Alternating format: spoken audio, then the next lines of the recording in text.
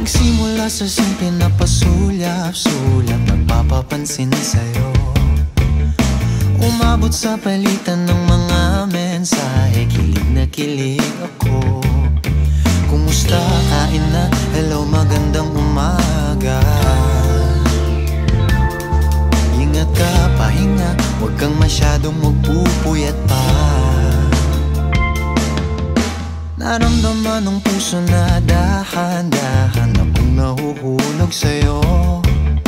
Sa kada araw natin na pag-uusap, meron nang namumuo.